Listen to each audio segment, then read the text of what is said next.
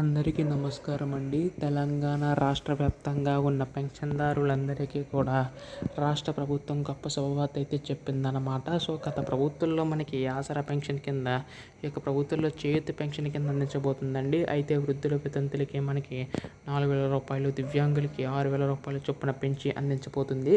అయితే దీనికి సంబంధించి గాను మనకి నిధులు విడుదల చేయడానికి రాష్ట్ర ప్రభుత్వం సిద్ధమైనట్లుగా తెలుస్తుంది. అయితే ఈ డబ్బులు ఎప్పుడు విడుదల చేస్తారో మొత్తంగా ఈ వీడియోలో మొత్తంగా తెలుసుకుందామండి. అంతకంటే ముందు కొత్తగా ఎవరైనా మన ఛానల్ చూసినట్లయితే దయచేసి వెంటనే ఛానల్కి సబ్స్క్రైబ్ చేసుకోండి. దీని ద్వారా నేను పెట్టే ప్రతి లేటెస్ట్ అప్డేట్ కూడా మీకైతే ముందుగా తెలుస్తుంది.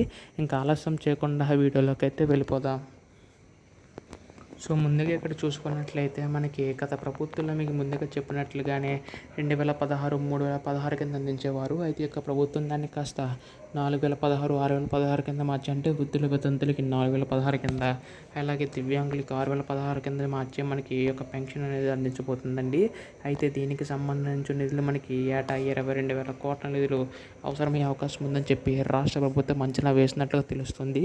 అయితే దీనికి సంబంధించి విడుదలపై అయితే అంటే నిధుల విడుదలపై మనకి రేపు ఎల్లుండిలోగా అధికార ప్రకటన వచ్చే అవకాశం ఉందండి. ఎప్పుడు దీనిపై అధికార ప్రకటన వచ్చినా మీరు ముందుగా తెలుసుకోవాలనుకుంటే మీరు చేయవలసిందల్లా ఛానల్ సబ్స్క్రైబ్ చేసుకోవడం మాత్రమే.